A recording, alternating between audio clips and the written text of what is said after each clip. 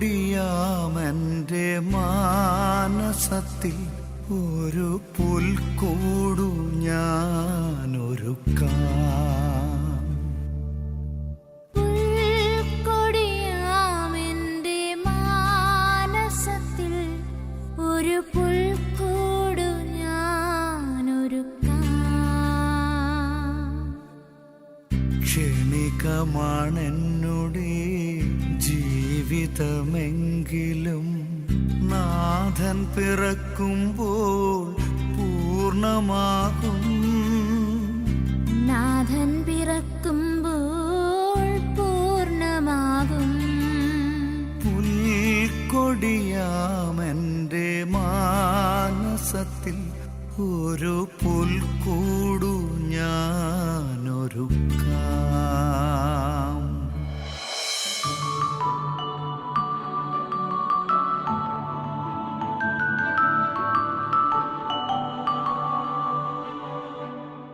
വിശുദ്ധ മത്തായിയുടെ സുവിശേഷം 1-ാം അധ്യായം 23-ാം തിരുവചനം. ദൈവം നമ്മോടുകൂടെ എന്നർത്ഥമുള്ള എമ്മാനുവൽ എന്നവൻ വിളിക്കപ്പെടും. ഈശോയിൽ പ്രിയമുള്ളവരെ, ഈ അനുഗ്രഹീത വചനത്തെ ആധാരമാക്കി ശാലോം TV-യിലൂടെയുള്ള ഒരു പുറപ്പാട് യാത്രയിലാണ് നമ്മൾ. ആഗമനകാലത്തിലൂടെയുള്ള ഒരു ആത്മീയ യാത്ര, ഉണ്ണീശോയുടെ തിരുപ്പിറവിയിലേക്കുള്ള ഒരു ആനന്ദത്തിൻ്റെ യാത്ര. ഈ യാത്ര പാതിയിലേറെ ദൂരം നാം പിന്നിട്ട് കഴിഞ്ഞു. ഇന്ന് 16-ാം ദിവസം. ഇനി മുന്നോട്ടുള്ളത് തിരുപ്പിറവിയുടെ ഒരുക്കത്തിൻ്റെ നിർണായകമായ ദിവസങ്ങൾ, നിർണായകമായ മണിക്കൂറുകൾ. അതുകൊണ്ട് ഇന്ന് നമ്മൾ ചിന്തിക്കുന്ന വിഷയം ഞങ്ങൾ വ്യത്യസ്തരാകും എന്ന വിഷയമാണ്. ഈ ക്രിസ്മസിൽ ഞാനെന്ന അച്ഛൻ വ്യത്യസ്തനാകും, ഞാനെന്ന അപ്പൻ, ഞാനെന്ന ഭർത്താവ്, ഞാനെന്ന യുവാവ്, ഞാനെന്ന മകൻ വ്യത്യസ്തനാകും. മറുവശത്ത് ഞാനെന്ന സിസ്റ്റർ, ഞാനെന്ന അമ്മ, ഞാനെന്ന ഭാര്യ, ഞാനെന്ന യുവതി, ഞാനെന്ന മകൾ വ്യത്യസ്തയാകും. അങ്ങനെ നമ്മൾ ഒരുമിച്ച് ഒരു തീരുമാനമെടുക്കുന്നു, ഞങ്ങൾ ഈ ക്രിസ്മസിൽ വ്യത്യസ്തരാകും. എങ്ങനെ വ്യത്യസ്തരാകാം എന്ന ഈ വിചാരത്തിലേക്ക് വാതിൽ തുറക്കുന്ന ഒരു വചനത്തിലേക്ക് നാം പ്രവേശിക്കുകയാണ്. പുറപ്പാട് പുസ്തകം 33-ാം അധ്യായം 16-ാം തിരുവചനത്തിൻ്റെ 2-ാം ഭാഗമാണിത്. ആ വചനം ശ്രദ്ധിച്ച് നമുക്ക് കേൾക്കാം. ദൈവമേ, അങ്ങ് ഞങ്ങളോടൊത്ത് യാത്ര ചെയ്യുമെങ്കിൽ ഞാനും ഈ ജനവും ഭൂമുഖത്തുള്ള മറ്റെല്ലാ ജനതകളിൽ നിന്നും വ്യത്യസ്തരാകും. ഈ വചനത്തിൻ്റെ പശ്ചാത്തലം ആദ്യമേ നാം ഒന്ന് അറിഞ്ഞിരിക്കണം. അനുഗ്രഹത്തിൻ്റെ മണ്ണിൽ നിന്നും അടിമത്തത്തിൻ്റെ മണ്ണിൽ നിന്നും അനുഗ്രഹത്തിൻ്റെ മണ്ണിലേക്കുള്ള പുറപ്പാട് യാത്രയിലെ ഒരു ഇടവേള കാലമാണിത്. സീനായ് മലയുടെ താഴ്വാരത്ത് ജനം തമ്പടിച്ച ഇടവേളക്കാലം. മലയുടെ മുകളിലേക്ക് കയറിയ മോശ മലയിറങ്ങാൻ വൈകിയ ഇടവേളക്കാലം. താഴ്വാരത്ത് ജനം സ്വർണ്ണ കാളക്കുട്ടിയെ ഉണ്ടാക്കിയ ഇടവേളക്കാലം. ഈ കാഴ്ച കണ്ട് കുപിതനായ മോശ ഈ കാളക്കുട്ടിയെ എറിഞ്ഞുടച്ച് പൊടിച്ച് ആ പൊടി വെള്ളത്തിൽ കലക്കി അവരെ വെള്ളം കുടിപ്പിച്ച ഇടവേളക്കാലം. ഇടർച്ചകളുടെ ഈ ഇടവേളക്കാലം ഏതാണ്ട് തീരാറായി. ഇനി യാത്ര പുനരാരംഭിക്കണം. പക്ഷേ ഈ സമയത്ത് ഒരു പ്രശ്നമുണ്ട്. ദൈവം തൻ്റെ സ്ട്രാറ്റജിക് പ്ലാനിൽ ചെറിയൊരു മാറ്റം വരുത്തി. ദൈവം മോശയോട് പറഞ്ഞു, നീ നിൻ്റെ ജനത്തെയും വിളിച്ചുകൊണ്ട് പോ, ഞാൻ ഇന്നു മുതൽ നിങ്ങളുടെ കൂടെ വരുന്നില്ല. രാത്രിയിൽ അഗ്നിസ്തംഭമായും പകൽ മേഘസ്തംഭമായും കൂടെ നടന്നവൻ ഇനി കൂടെയില്ലെങ്കിൽ എത്തേണ്ട ഇടത്തേക്ക് ഈ യാത്ര എത്തേണ്ട പോലെ എത്തില്ലെന്ന് മോശയ്ക്ക് കൃത്യമായിട്ടറിയാം. അതുകൊണ്ട് പ്രതിസന്ധിയിലായ മോശ ആത്മസംയമനം കൈവിടാതെ തൻ്റെയും ഈ ജനത്തിൻ്റെയും അതിജീവനത്തിനു വേണ്ടി ദൈവത്തോട് ഒരു കാര്യം ചോദിക്കുന്നതാണ് നാം ആദ്യം കേട്ട തിരുവചനം. ദൈവമേ, അങ്ങ് ഞങ്ങളോടൊത്ത് യാത്ര ചെയ്താൽ മാത്രമേ ഞങ്ങൾ വ്യത്യസ്തരാകൂ. ഇതിന് ദൈവം കൊടുക്കുന്ന മറുപടിയും അതീവ ലാവണ്യമുള്ളതാണ്. ദൈവം പറഞ്ഞു, മോശെ, നീ ചോദിച്ച ഈ കാര്യവും ഞാൻ സാധിച്ചു തരാം. കാരണം നീ എൻ്റെ പ്രീതി നേടിയിരിക്കുന്നു. എനിക്ക് നിന്നെ നന്നായിട്ട് അറിയാം. സംഖ്യയുടെ പുസ്തകം 14 അധ്യായം 24 തിരുവചനം. കാലബിനെ അവൻ ഉറ്റുനോക്കിയ ദേശത്തേക്ക് കർത്താവ് നയിക്കും. കാരണം അവനെ നയിച്ചത് വ്യത്യസ്തമായ ഒരു ചൈതന്യമായിരുന്നു. അവൻ ദൈവത്തോട് പൂർണ്ണമായും ചേർന്ന് നിന്നു. അതുകൊണ്ട് കാലബ് വ്യത്യസ്തനായി. അപ്പസ്തോല പ്രവർത്തനം 5 അധ്യായം 35-38 തിരുവചനങ്ങൾ.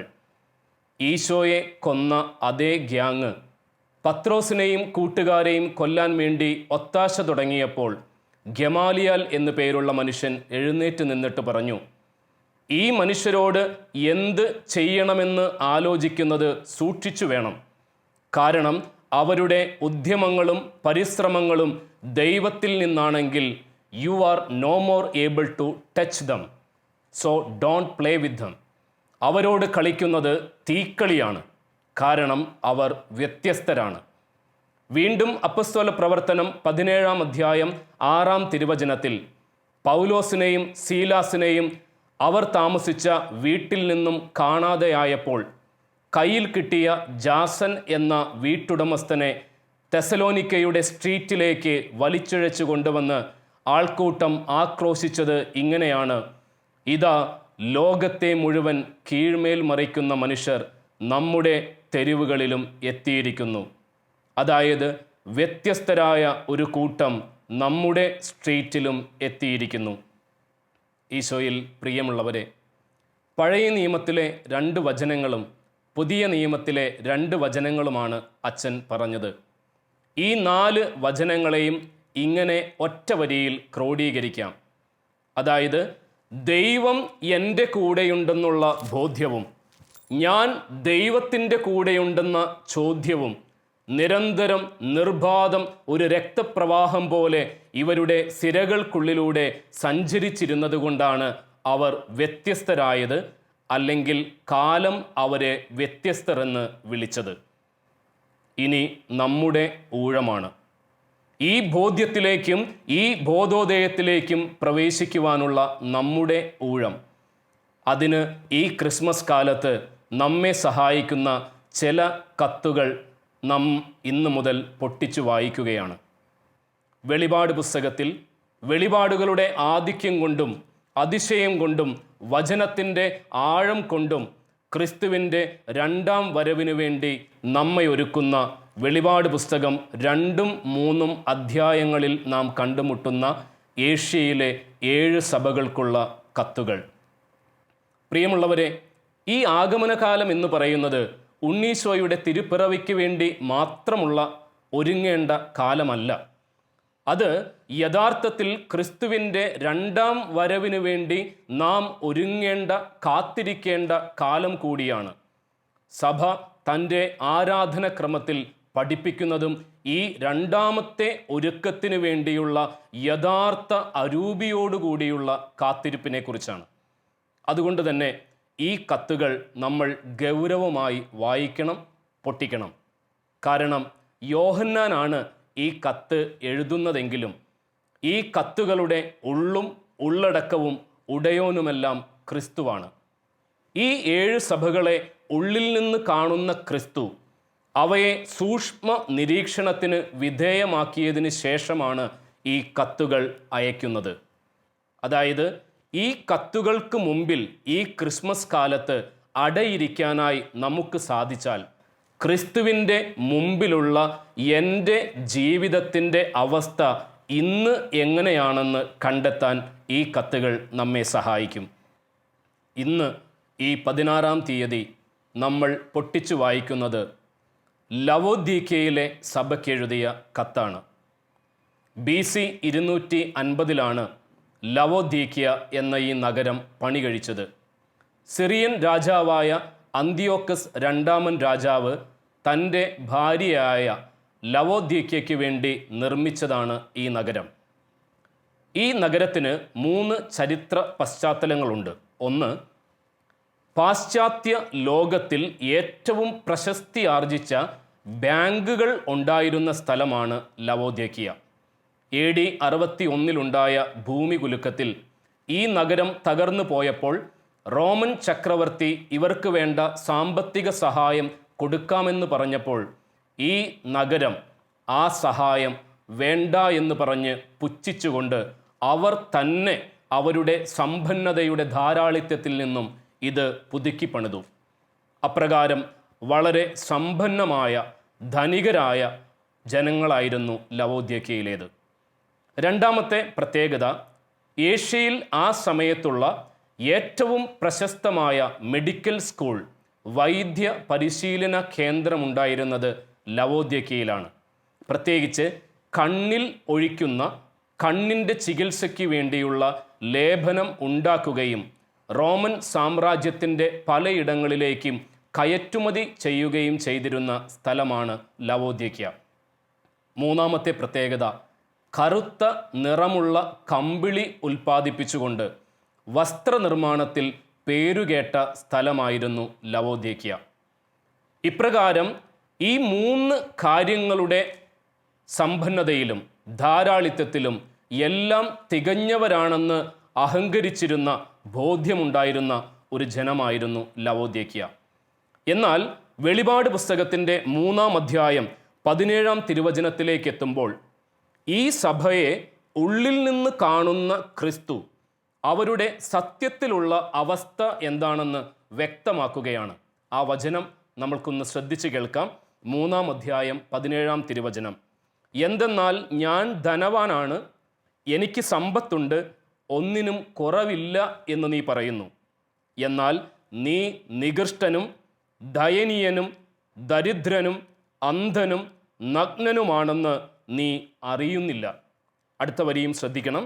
ഞാൻ നിന്നെ ഉപദേശിക്കുന്നു, നീ ധനികനാകാൻ അഗ്നി ശുദ്ധി വരുത്തിയ സ്വർണം എന്നോട് വാങ്ങുക. നിന്റെ നഗ്നത മറ്റുള്ളവർ കണ്ട് നീ ലജ്ജിക്കാതിരിക്കാൻ ശുഭ്രവസ്ത്രങ്ങൾ എന്നോട് വാങ്ങുക. കാഴ്ച ലഭിക്കുന്നതിന് കണ്ണിലെഴുതാനുള്ള അഞ്ജനവും നീ എന്നോട് വാങ്ങുക. അതായത് ഈ ഭൗതിക സമ്പത്തിലും ഭൗതിക സാഹചര്യങ്ങളിലും നിറഞ്ഞു നിന്ന ഈ ജനത ആത്മീയമായിട്ടുള്ള ഉൾക്കാഴ്ചകളില്ലാതെ ആത്മീയ ദാരിദ്ര്യത്തിലാണെന്ന് ക്രിസ്തു സമർത്ഥിക്കുകയാണ്. അവരുടെ ആത്മീയ ദാരിദ്ര്യത്തെ ക്രിസ്തു എടുത്തു കാണിക്കുകയാണ്. രണ്ടാമതൊരു ചരിത്ര പശ്ചാത്തലമുള്ളത്, ഈ ലവോദ്യീക്കയിൽ നിന്നും 6 കിലോമീറ്റർ അപ്പുറത്ത് ഹിയരാപോളിസ് എന്നൊരു നഗരമുണ്ട്. അവിടെ ഔഷധ ഗുണമുള്ള തിളയ്ക്കുന്ന വെള്ളം പുറപ്പെടുവിക്കുന്ന ഉറവകളുണ്ട് 6 കിലോമീറ്ററിന് അപ്പുറം. എന്നാൽ ഈ 6 കിലോമീറ്ററിനപ്പുറത്തു നിന്നും ഈ ഔഷധ ഗുണമുള്ള വെള്ളം ഒഴുകി ഒഴുകി ലവോദ്യക്കയിലെത്തുമ്പോഴേക്കും ഈ വെള്ളത്തിൻ്റെ ചൂടും പോകും, തണുപ്പും പോകും. ഇത് വാട്ടവെള്ളമായി മാറും. അതുകൊണ്ടാണ് 3-ാം അധ്യായം 15-ാം തിരുവചനത്തിൽ നമ്മൾ വായിക്കുക, നീ ചൂടോ തണുപ്പോ ഉള്ളവനല്ല, നീ തണുപ്പോ ചൂടോ ഉള്ളവനായിരുന്നെങ്കിൽ എന്ന് ഞാൻ ആഗ്രഹിക്കുന്നു. ചൂടോ തണുപ്പോ ഇല്ലാതെ മന്നോഷ്ണനാകയാൽ, വളരെ ശ്രദ്ധിക്കണം, ചൂടും തണുപ്പുമില്ലാതെ മന്നോഷ്ണനാകയാൽ നിന്നെ ഞാൻ എൻ്റെ വായിൽ നിന്ന് തുപ്പിക്കളയും.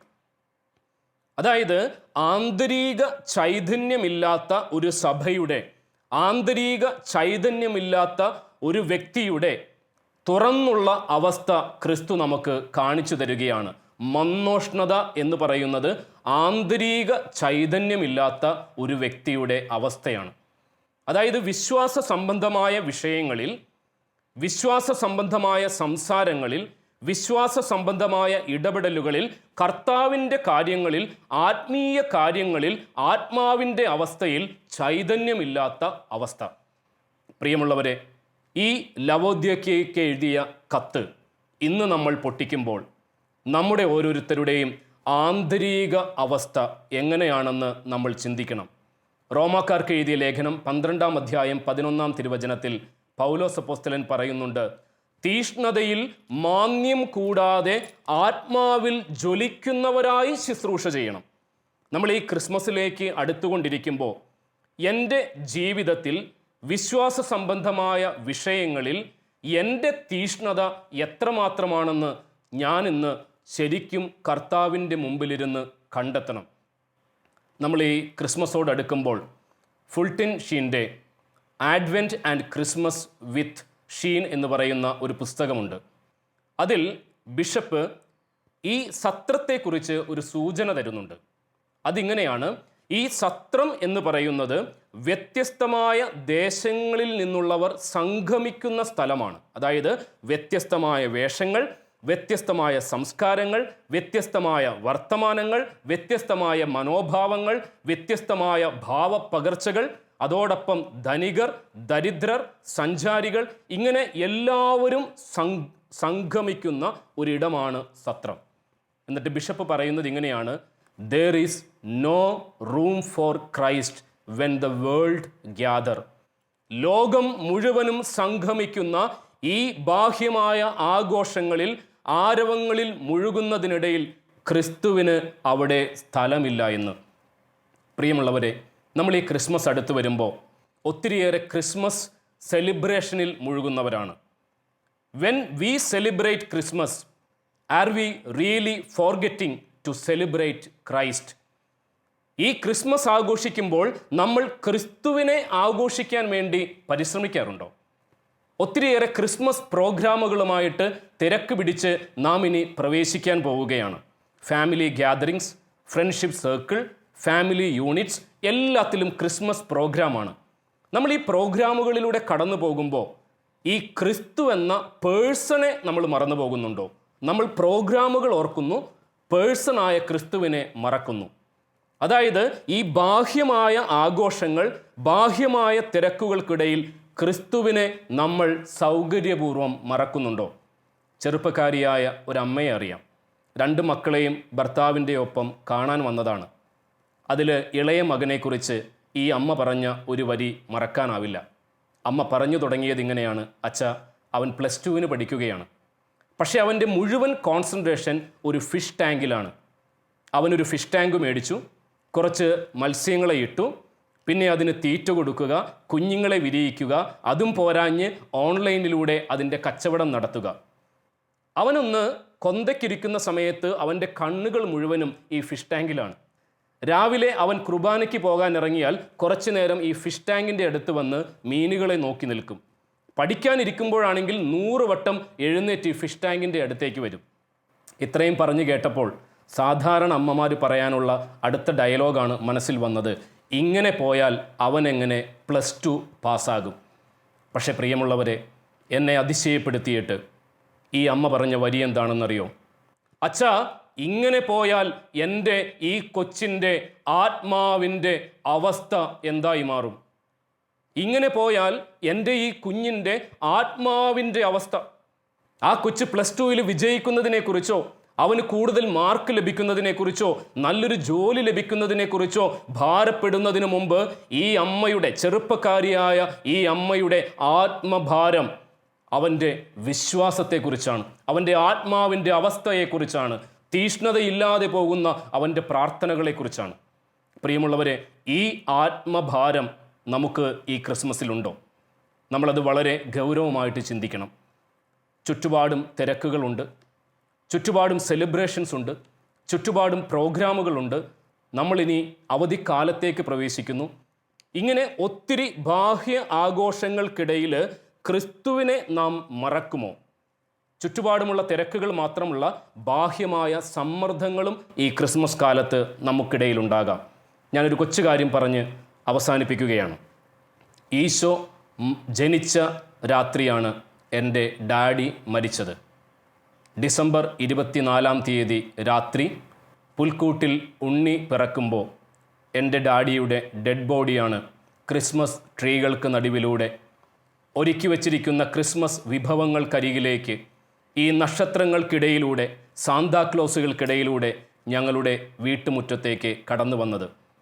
ഡിസംബർ 18 എൻ്റെ പിറന്നാളായിരുന്നു. ഡാഡിയുടെയും മമ്മിയുടെയും സെക്കൻഡ് വെഡ്ഡിങ് ആനിവേഴ്സറിക്ക് വേണ്ടി, ആ സെലിബ്രേഷന് വേണ്ടി ഡാഡി തറവാട്ടിലേക്ക് വരുന്ന വഴിയായിരുന്നു. ഡാഡി പറഞ്ഞിരുന്നു, പാതിരാ കുർബാനയ്ക്ക് പള്ളിയിൽ പോകുന്നതിന് മുമ്പ് ഞാൻ എത്താം. പക്ഷേ കാത്തിരുന്ന മമ്മിയുടെ മുമ്പിലേക്ക് എത്തിയത് ഒരു ആംബുലൻസാണ്. സാന്താക്ലോസ് എല്ലാം മുഖം മൂടികൾ മാറ്റി ഈ ഡെഡ് ബോഡിയുടെ ചുറ്റും അണിനിരന്നു. ആ വീട് തകർന്നു പോകാമായിരുന്ന ഒരു രാത്രിയായിരുന്നു. പക്ഷേ അന്ന് എൻ്റെ ഗ്രാൻഡ് ഫാദർ ഒരു കാര്യം ചെയ്തു. ഉണ്ണീശോയുടെ ആ കുഞ്ഞ് സ്റ്റാച്യു എടുത്ത് പുൽക്കൂട്ടിൽ കൊണ്ടുപോയി വെച്ചിട്ട് എൻ്റെ ഗ്രാൻഡ് ഫാദർ പറഞ്ഞത് ഇങ്ങനെയാണ്: ആരൊക്കെ മരിച്ചാലും ഇത് ഈശോ ജനിച്ച രാത്രിയാണ്. ആരൊക്കെ മരിച്ചാലും ഇത് ഈശോ ജനിച്ച രാത്രിയാണ്. എൻ്റെ അപ്പാപ്പൻ്റെ തീഷ്ണതയുള്ള വിശ്വാസത്തിൻ്റെ ഈ വാക്കുകൾ. ഞാൻ ഡാഡിക്കും മമ്മിക്കും കൂടി ഒരേ ഒരു മകനാണ്. എൻ്റെ മമ്മി 10-15 വർഷമായിട്ട് ഒറ്റയ്ക്ക് താമസിക്കുകയാണ്. പക്ഷേ ഈ അമ്മയും ഈ അപ്പാപ്പൻ പറഞ്ഞ ആ ഈശോയിലുള്ള വിശ്വാസത്തിൻ്റെ വലിയ തീഷ്ണതയിലാണ് ജീവിതം മുന്നോട്ട് കൊണ്ടുപോയിക്കൊണ്ടിരിക്കുക. അച്ഛനിത് പറയാൻ കാര്യം, ഈ ക്രിസ്മസ് ആഘോഷിക്കാനിരിക്കുമ്പോൾ പലതരത്തിലുള്ള തകർച്ചകൾ, പലതരത്തിൽ തളർന്നിരിക്കുന്നവർ ഒക്കെ ഈ ക്രിസ്മസിൻ്റെ ആഘോഷങ്ങളുടെ മുന്നിലുണ്ട്. അതുകൊണ്ട് നമുക്കൊന്നു മാത്രം തീരുമാനിക്കാം: നമ്മുടെ ജീവിതത്തിലെ തിരക്കുകൾ, ജീവിതത്തിലെ തകർച്ചകൾ, അതിൻ്റെ എല്ലാത്തിൻ്റെയും ഇടയിൽ നിന്നുകൊണ്ട്, ഒപ്പം ബാഹ്യമായ ആഘോഷങ്ങളിൽ പൂർണ്ണമായും മുഴുകിപ്പോകാതെ, ഈ പുൽക്കൂട്ടിൽ പിറക്കുന്ന ക്രിസ്തുവിലേക്ക് മാത്രം തീഷ്ണമായി പ്രവേശിക്കാൻ ഈ ക്രിസ്മസ് നമ്മെ സഹായിക്കണം. ലവോദ്യക്കയിലെ സഭയ്ക്ക് 2 നേട്ടങ്ങൾ കൂടി ക്രിസ്തു പറയുന്നു. ഈ സഭയോട് പറയുന്നത് ഇങ്ങനെയാണ്: നീ തീഷ്ണതയുള്ളവനായി മാറുക. നീ എൻ്റെ സ്വരം കേട്ട് വാതിൽ തുറന്നാൽ ഞാൻ അകത്തേക്ക് പ്രവേശിക്കും. ഞാൻ നിന്നോടൊത്തും നീ എന്നോടൊത്തും ഒരുമിച്ച് അത്താഴം കഴിക്കും. ഈ ഒരുമിച്ചുള്ള അത്താഴം ബൈബിളിൻ്റെ ഭാഷയിൽ ഗാഢമായ ഹൃദയബന്ധത്തിൻ്റെ അടയാളമാണ്. 2, ഈശോ പറയുന്നു, നിന്നെ എൻ്റെ സിംഹാസനത്തിൽ ഞാൻ ഇരുത്തും. അതായത് നിത്യഭാഗ്യത്തിലേക്ക് നിന്നെ ഞാൻ സ്വാഗതം ചെയ്യും. എപ്പോൾ? ഞാൻ തീഷ്ണതയുള്ള ഒരു വ്യക്തിയായി മാറിയാൽ. പ്രിയമുള്ളവരെ, ഇന്ന് ഈ 16-ാം ദിവസത്തിൽ നമ്മൾ വ്യത്യസ്തരായി മാറുന്നത് വിശ്വാസത്തിൽ, തീഷ്ണതയിൽ നാം തീവ്രമായി ഉയർന്നുകൊണ്ടിരിക്കുമ്പോൾ മാത്രമാണ്. അതുകൊണ്ട് നമുക്ക് പ്രാർത്ഥിക്കാം: ഈശോയെ, ഈ വിശ്വാസ തീഷ്ണതയാൽ ഉയർന്നുയർന്ന് വ്യത്യസ്തയായി മാറാനുള്ള ഒരു കൃപ എനിക്ക് ഇന്ന് നൽകണമേ. ഇന്ന് നമ്മൾ ചെയ്യാൻ ആഗ്രഹിക്കുന്ന ഒരു കുഞ്ഞ് പ്രവൃത്തി, പ്രത്യേകിച്ച് ഈ വിശ്വാസ സംബന്ധമായ വിഷയങ്ങളിൽ താല്പര്യമില്ലാത്ത, എതിർപ്പുകൾ പ്രകടിപ്പിക്കുന്ന ചില വ്യക്തികളെ നമ്മൾക്കറിയാമെങ്കിൽ, നമ്മുടെ വീട്ടിലുണ്ടാകാം, പരിചയങ്ങളിലുണ്ടാകാം, ഒരു 5 പേരുടെയെങ്കിലും പേരുകൾ ഒരു കടലാസിൽ എഴുതി വെച്ച്, ഈശോയെ, ഈ പിറവി തിരുനാളിന് മുമ്പ് അവരുടെ ഹൃദയത്തിൽ, അവരുടെ മനസ്സിൽ വിശ്വാസം കൂട്ടുവാനുള്ള ഒരു കൃപ നൽകണമേ എന്ന് പ്രാർത്ഥിക്കാം. അതിനുവേണ്ടി ബാറൂഖ് പ്രവാചകൻ്റെ പുസ്തകം 4-ാം അധ്യായം 28-ാം തിരുവചനം നമുക്ക് ശക്തമായി ധ്യാനിക്കാം. നമുക്ക് ആരാധനയിലേക്ക് പ്രാർത്ഥനാപൂർവം പ്രവേശിക്കാം.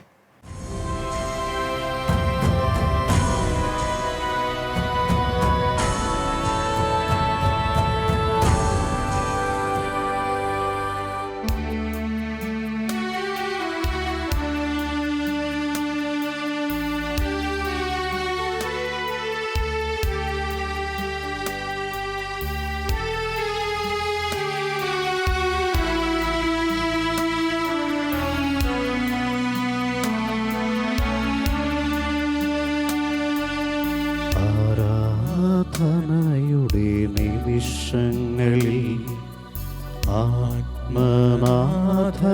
കാണുവാൻ ആരാധകരിവർ കാത്തിരിപ്പു. ആത്മനാഥനേശുവേ,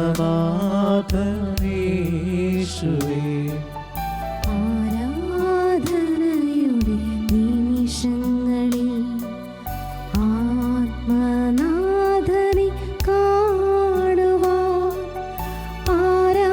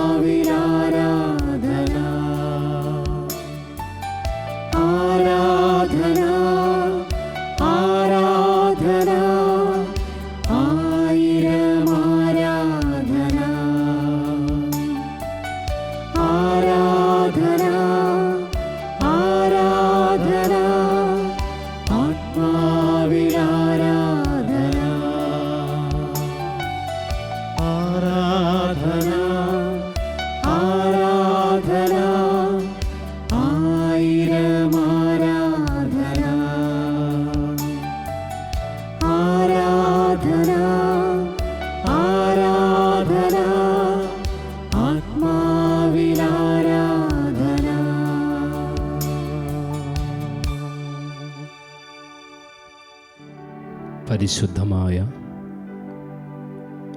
ആരാധനയുടെ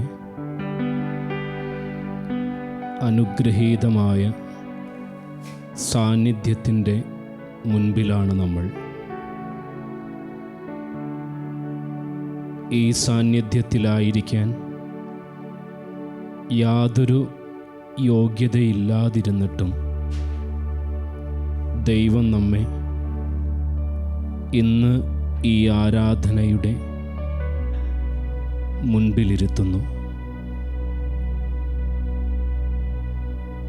വിശുദ്ധ ലൂക്കായുടെ സുവിശേഷം 1-ാം അധ്യായം 39-ാം തിരുവചനം. ദൈവത്തിന് ഒന്നും അസാധ്യമല്ല. പ്രിയമുള്ളവരെ, ഈ ആരാധ്യനായവൻ്റെ മുൻപിൽ നമ്മുടെ ഭവനങ്ങളിൽ നമ്മളായിരിക്കുമ്പോൾ നമ്മുടെ ഓരോരുത്തരുടെയും ഹൃദയങ്ങളിലേക്കും വീടിൻ്റെ അകങ്ങളിലേക്കും വന്നു വീഴേണ്ട ക്രിസ്മസ് ദൂതാണിത്. ദൈവദൂതൻ്റെ വാക്കുകൾ കേട്ട് വല്ലാതെ പേടിച്ചുപോയ മറിയത്തെ ശക്തിപ്പെടുത്തിയ വാക്ക്. ദൈവത്തിന് ഒന്നും അസാധ്യമല്ല. ഇന്നു നമ്മൾ വിശ്വാസ ജീവിതത്തിലുള്ള നമ്മുടെ തീഷ്ണതയെക്കുറിച്ചാണ് ധ്യാനിച്ചത്. നമ്മൾ വ്യത്യസ്തരാകുന്നത് ഈ വിശ്വാസ ജീവിതത്തിൽ കൂടുതൽ കൂടുതൽ തീഷ്ണത ഉള്ളവരാകുമ്പോഴാണ്. ഇന്ന് ഈ ആരാധനയുടെ മുൻപിലായിരിക്കുമ്പോൾ എൻ്റെ വീട്ടിൽ ഈ വിശ്വാസത്തിൻ്റെ തീഷ്ണത ഉണ്ടോ എന്ന് ചിന്തിക്കണം. ഈ തീഷ്ണതയുടെ കത്ത് നമ്മളിന്ന് ഒരിക്കൽ കൂടി പൊട്ടിച്ചു വായിക്കണം. ഒരു വീട് ഇന്നീ ആരാധനയുടെ മുൻപിലായിരിക്കുമ്പോൾ നമ്മുടെ ഹൃദയങ്ങളിലേക്ക് കൊണ്ടുവരാം. പഴയ നിയമത്തിലെ തോബിത്തിൻ്റെ വീട്. തോബിത്തിൻ്റെ വീട് ക്രിസ്മസ് ആഘോഷിക്കാൻ ഒരുങ്ങുകയായിരുന്നുവെങ്കിൽ ആ വീട്ടിൽ വീടിനകത്തുള്ളവരുടെ മനസ്സുകളിൽ എന്തൊക്കെ വിചാരങ്ങളായിരിക്കും കടന്നു പോവുക?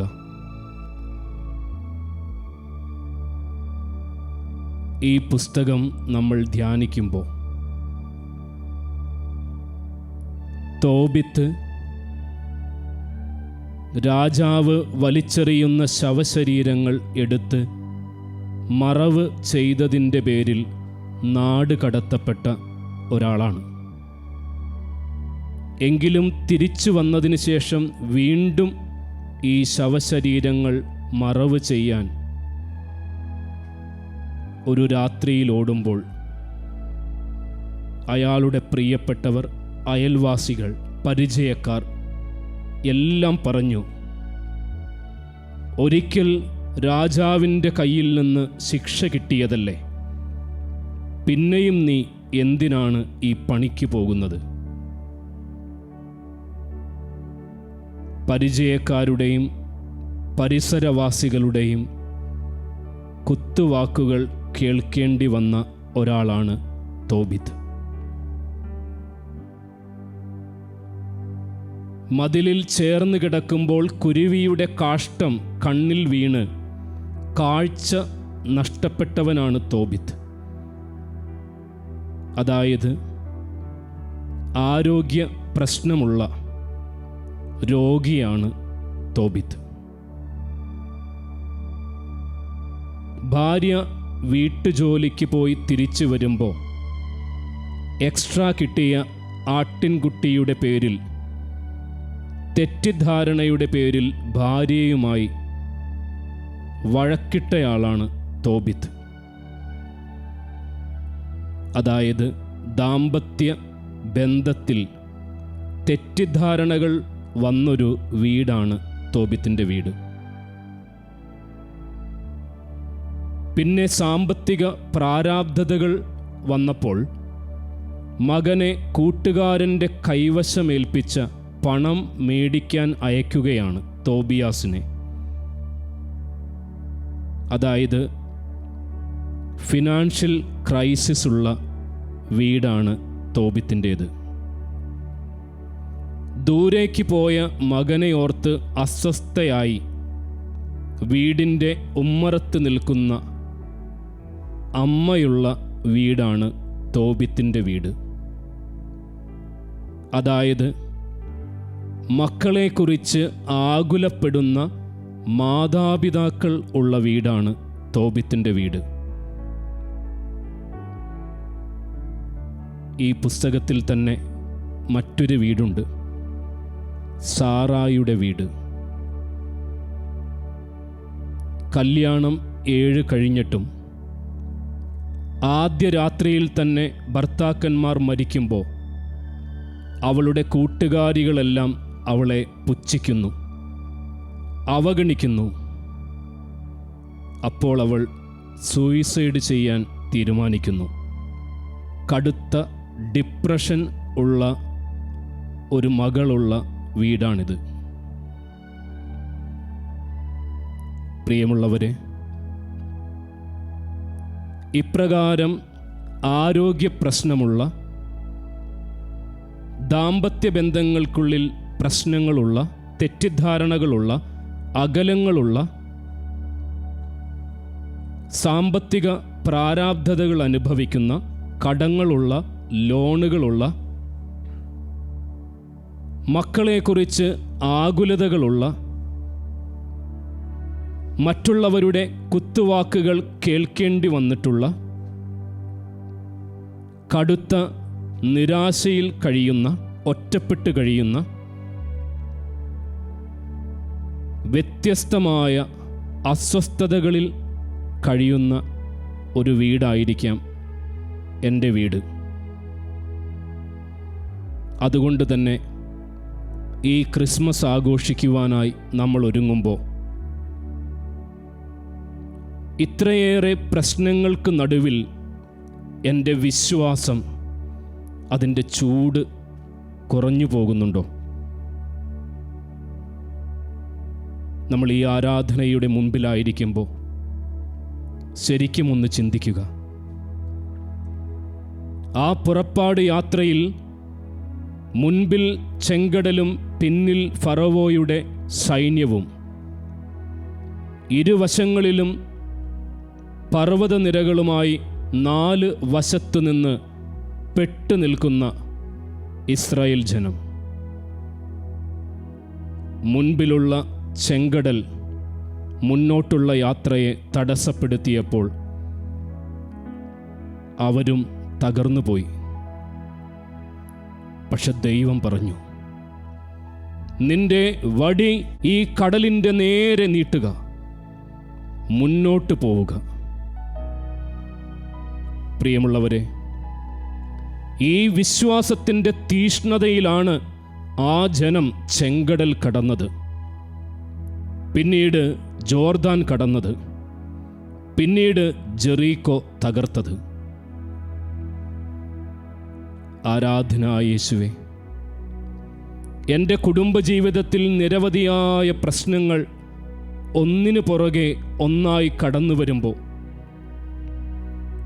ഞാനും ഞങ്ങളുടെ വീടും വല്ലാതെ തളർന്നു പോകുന്നു, തകർന്നു പോകുന്നു, തനിച്ചായി പോകുന്നു. റോമ 12:11 തീഷ്ണതയിൽ മാന്യം കൂടാതെ ആത്മാവിൽ ജ്വലിക്കുന്നവരായി ശുശ്രൂഷ ചെയ്യുവിൻ. ആ തീഷ്ണത ഞങ്ങൾക്ക് നഷ്ടമായി പോകുന്നു. ഈശോയെ, ഈ തീഷ്ണതയാണ് ഈ ആരാധനയിലൂടെ ഞങ്ങൾ അങ്ങിൽ നിന്നും ആഗ്രഹിക്കുക. രാവിലെ ബെഡിൽ നിന്ന് എഴുന്നേറ്റ് ഒന്ന് കുരിശു വരയ്ക്കാനുള്ള തീഷ്ണത, ഒരു കർത്താവിൻ്റെ മാലാക തീഷ്ണതയോടെ ചൊല്ലാനുള്ള ഒരു തീവ്രത, കുറച്ചു നേരം വചനം തുറന്നു വെച്ച് പ്രഭാതത്തിൽ വായിക്കാനുള്ളൊരു തീഷ്ണത, അടുക്കളയിലെ ജോലികൾക്കിടയിലും ഓഫീസിലേക്ക് പോകുന്നതിന് മുമ്പുമൊക്കെ പരിശുദ്ധമായ ബലിയിൽ എത്തിച്ചേരുവാനുള്ള തീഷ്ണത.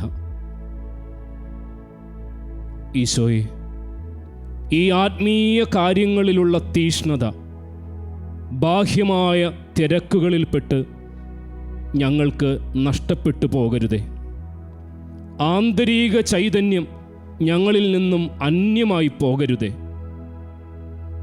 ഈശോയെ, ലവോദ്യക്കയിലെ സഭയോട് അങ്ങ് പറഞ്ഞതുപോലെ ഈ തീഷ്ണത നഷ്ടപ്പെട്ട് ഞങ്ങളെ അങ്ങ് കൈവിട്ട് കളയാൻ കാരണമാകരുതേ. അതുകൊണ്ട് ഇന്ന് ഈ ആരാധനയിൽ ഒന്നു മാത്രം ഞങ്ങൾ പ്രാർത്ഥിക്കുന്നു. ശിഷ്യന്മാർ പ്രാർത്ഥിച്ചതുപോലെ, കർത്താവേ, ഞങ്ങളുടെ വിശ്വാസം വർദ്ധിപ്പിക്കണമേ. കർത്താവേ, ഞങ്ങളുടെ വിശ്വാസം വർദ്ധിപ്പിക്കണമേ. ബാറൂക്ക് പ്രവാചകന്റെ പുസ്തകം 4-ാം അധ്യായം 28-ാം തിരുവചനം. കർത്താവേ, അങ്ങിൽ നിന്ന് അകലാൻ കാണിച്ചതിൻ്റെ 10 ഇരട്ടി തീഷ്ണതയോടെ തിരിച്ചു വരാൻ എനിക്ക്, എൻ്റെ കുടുംബത്തിന് സാധിക്കണമേ. അതിനുള്ള വിശ്വാസത്തിൻ്റെ ചൂട് ഒരിക്കൽ കൂടി ഞങ്ങളുടെ ഹൃദയങ്ങളിൽ കത്തിക്കണമേ. ആ ചെങ്കടലിനെ തകർത്ത് മുന്നേറുന്ന ആ ആത്മധൈര്യം വിശ്വാസത്തിലൂടെ ഇന്ന് ഞങ്ങൾക്ക് തരണമേ എന്ന് നമുക്ക് പ്രാർത്ഥിക്കാം.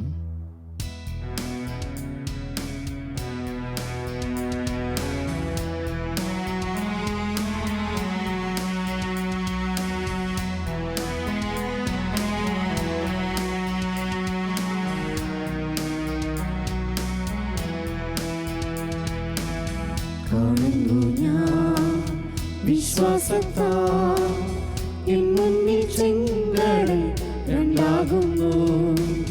കാണുന്നു ഞാൻ വിശ്വാസത്താൽ എൻ മുന്നിൽ ചെങ്കടൽ രണ്ടാകുന്നു. കാണാത്ത കാര്യങ്ങൾ കൺമുന്നിലെന്നപ്പോൾ വിശ്വസിച്ചിടുന്നു എൻ കർത്താവേ. കാണാത്ത കാര്യങ്ങൾ കൺമുന്നിലെന്നപ്പോൾ വിശ്വസിച്ചിടുന്നു എൻ കർത്താവേ. കാണുന്നു ഞാൻ വിശ്വാസത്താൽ എൻ മുന്നിൽ ചെങ്കടൽ രണ്ടാകുന്നു.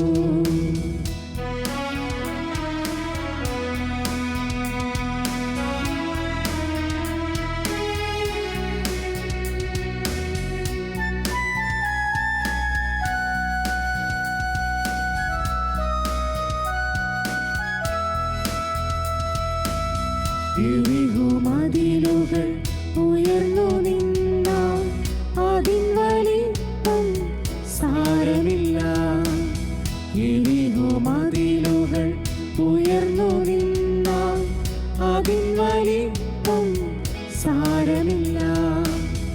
ഒന്നിച്ചു നാം ആർപ്പിട്ടെന്ന വന്മതിൽ വീഴും കാൽച്ചുവട്ടി. ഒന്നിച്ചു നാം ആർപ്പിട്ടെന്ന വന്മതിൽ വീഴും കാൽച്ചുവട്ടി. കാണുന്നു ഞാൻ വിശ്വാസത്താൽ എൻ മുന്നിൽ ചെങ്കടൽ രണ്ടാകുന്നു. കാണുന്നു ഞാൻ വിശ്വാസത്താൽ എൻ മുന്നിൽ ചെങ്കടൽ രണ്ടാകുന്നു. കാണാത്ത കാര്യങ്ങൾ കൺമുന്നിലെന്നപ്പോൾ വിശ്വസിച്ചിടുന്നു എൻ കർത്താവേ. കാണാത്ത കാര്യങ്ങൾ കൺമുന്നിലെന്നപ്പോൾ വിശ്വസിച്ചിടുന്നു എൻ കർത്താവിൽ. കാണുന്നു ഞാൻ വിശ്വാസത്താൽ എൻ മുന്നിൽ ചെങ്കടൽ രണ്ടാകുന്നു.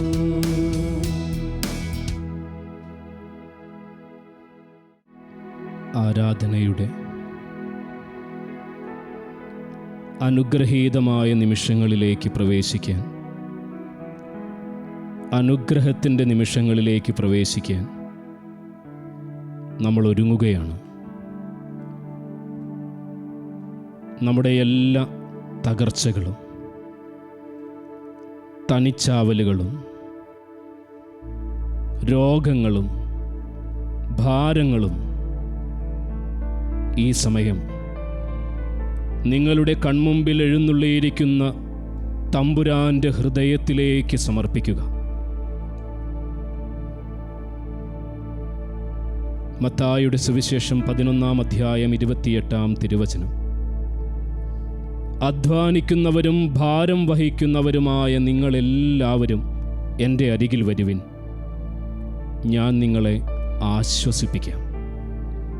ഞാൻ നിങ്ങളെ ആശ്വസിപ്പിക്കാം. പ്രിയമുള്ളവരെ, നമ്മൾ ഈ ക്രിസ്മസിനായിട്ടൊരുങ്ങുമ്പോൾ അതിനെ തടസ്സപ്പെടുത്തുന്ന എല്ലാ തകർച്ചകളും ഈ സമയം, എല്ലാ ഭാരങ്ങളും ഈ സമയം, എല്ലാ രോഗങ്ങളും ഈ സമയം, എല്ലാ മനക്ലേശങ്ങളും ഈ സമയം, എല്ലാ ഒറ്റപ്പെടലുകളും ഈ സമയം ആരാധ്യനായവൻ്റെ ഹൃദയത്തിലേക്ക് സമർപ്പിക്കുക. ഏറ്റവും കൂടുതൽ ആശ്വാസം ലഭിക്കുന്ന സമയമാണ്. ഫിലിപ്പിയർക്ക് എഴുതിയ ലേഖനം 4-ാം അധ്യായം 6-ാം തിരുവചനം. ഒന്നിനെക്കുറിച്ചും നിങ്ങൾ ആകുലരാകേണ്ട. യേശയ്യ 43:1. നിങ്ങൾ ഭയപ്പെടേണ്ട, ഞാൻ പേര് ചൊല്ലി വിളിച്ചിരിക്കുന്നു. നിങ്ങളെ ഓരോരുത്തരെയും ഞാൻ പേര് ചൊല്ലി വിളിച്ചിരിക്കുന്നു. നിങ്ങൾ എൻ്റേതാണ്. മകനെ, മകളെ, അപ്പച്ച, അമ്മേ, യുവാവേ, യുവതി, നീ എൻ്റേതാണ്. അതുകൊണ്ട് ഈ ആരാധനയുടെ അനുഗ്രഹീതമായ ആശീർവാദത്തിന് നമ്മൾ ഒരുങ്ങുമ്പോൾ, പ്രത്യേകിച്ച് രോഗത്തിൻ്റെ അവസ്ഥകളിലൂടെ കടന്നു പോകുന്ന മക്കൾ ആരെങ്കിലും ഈ ആരാധനയിലേക്ക് നോക്കിയിരിക്കുന്നുണ്ടെങ്കിൽ, അല്ലെങ്കിൽ പ്രിയപ്പെട്ടവരുടെ രോഗങ്ങളെ ഓർത്ത് അസ്വസ്ഥതപ്പെടുന്നുണ്ടെങ്കിൽ, ആ രോഗത്തിൻ്റെ അവസ്ഥകൾ ഇന്ന് പ്രത്യേകമായി ഈ ആരാധനയിലേക്ക് സമർപ്പിക്കുക. ജ്ഞാനത്തിൻ്റെ പുസ്തകം 16:12. മരുന്നോ ലേപന ഔഷധമോ അല്ല കർത്താവേ, അങ്ങയുടെ വചനമാണ് അവരെ സൗഖ്യപ്പെടുത്തിയത്. ജെറമിയ 30:17. ഞാൻ നിനക്ക് വീണ്ടും ആരോഗ്യം നൽകും. പുറപ്പാട് 15:26. ഞാൻ നിന്നെ സുഖപ്പെടുത്തുന്ന ദൈവമാണ്. ഈശോയെ, എൻ്റെ രോഗത്തിൻ്റെ അവസ്ഥകൾ കാരണം എൻ്റെ വിശ്വാസത്തിൽ തീഷ്ണത കുറഞ്ഞു പോയിട്ടുണ്ടെങ്കിൽ ഈശോയെ, ഈ സമയം എൻ്റെ എല്ലാ രോഗാവസ്ഥകളെയും അങ്ങിലേക്ക് സമർപ്പിക്കുന്നു. ഈശോയെ, ഞങ്ങളുടെ കുടുംബജീവിതത്തിലെ കടബാധ്യതകളെ, ഞങ്ങൾ കടച്ചു തീർക്കാനുള്ള ലോണുകളെ, സാമ്പത്തിക പ്രതിസന്ധികളെ ഈശോയെ എല്ലാം സമർപ്പിക്കുന്നു. ഈശോയെ, ഞങ്ങളുടെ ദാമ്പത്യ ജീവിതത്തിൽ വന്നുപോയിട്ടുള്ള അകലങ്ങളെ പരസ്പരം സ്നേഹിക്കാൻ, പരസ്പരം മനസ്സിലാക്കാൻ, തെറ്റിദ്ധാരണകളുടെ പുറത്ത് വന്നുപോയിട്ടുള്ള അകലങ്ങൾ ഈശോയെ, പ്രത്യേകിച്ച് ഡിവോഴ്സിൻ്റെ പക്കൽ അതിനൊക്കെയായി ഒരുങ്ങിക്കൊണ്ടിരിക്കുന്ന എല്ലാ ദമ്പതികളെ ഈശോയെ, അവരെ കൂട്ടി യോജിപ്പിക്കണം ഈശോയെ. മാതാപിതാക്കളും മക്കളും തമ്മിൽ വന്നു പോയിട്ടുള്ള, സഹോദരീ സഹോദരങ്ങൾ തമ്മിൽ വന്നു പോയിട്ടുള്ള എല്ലാ അസ്വസ്ഥതകളെയും ഈശോയെ ഈ സമയം ഞങ്ങൾ സമർപ്പിക്കുന്നു. ഈശോയെ, ഒത്തിരി മക്കൾ വീട്ടിൽ ഒറ്റപ്പെട്ട് ഡിപ്രഷനിൽ ഒക്കെ കഴിയുന്നുണ്ട് ഈശോയെ. അവരുടെ ആരുടെയും വിശ്വാസം ക്ഷയിച്ചു പോകാതെ ഈശോയെ, ആ മക്കളെ എല്ലാം ആശ്വസിപ്പിക്കണമേ. ഈ ആരാധനയുടെ മുമ്പിൽ നോക്കിയിരുന്ന് നമുക്ക് മനസ്സുകൊണ്ട് പ്രാർത്ഥിക്കാം. ഈശോയെ, ഞങ്ങളെ അങ്ങ് ഇന്ന് ആശ്വസിപ്പിച്ച് അനുഗ്രഹിക്കണമേ.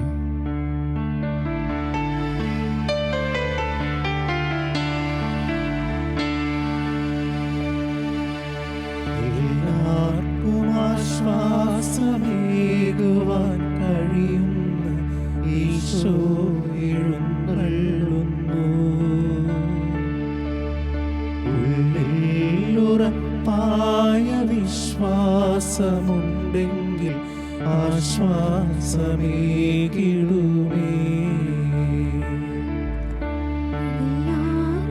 ആശ്വാസമേകുവാൻ കഴിയുന്ന ഈശോ എഴുന്നള്ളുന്നു. ഉള്ളിൽ ഉറപ്പായ വിശ്വാസമുണ്ടെങ്കിൽ ആശ്വാസമേകിടുമേ.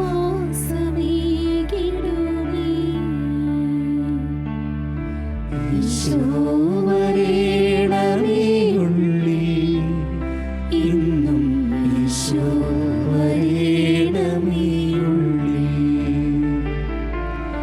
ഈശോ വരേണമേ ഉള്ളിൽ, ഇന്നും ഈശോ വരേണമേ ഉള്ളിൽ.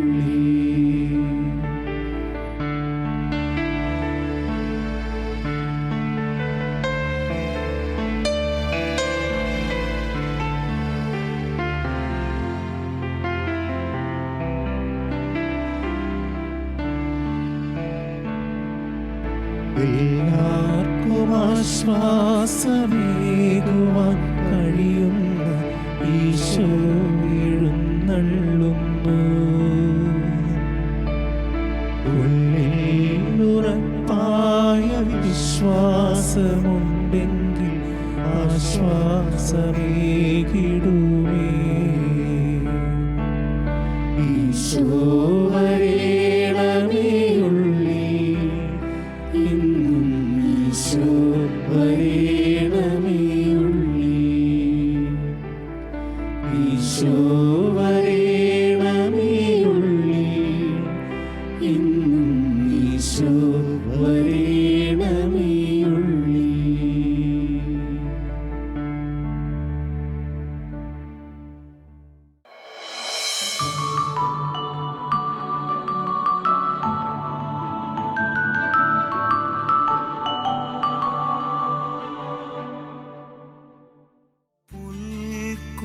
കൊടിയാമന്റെ മാനസത്തിൽ ഒരു പുൽക്കൂടു ഞാനൊരുക്കാം.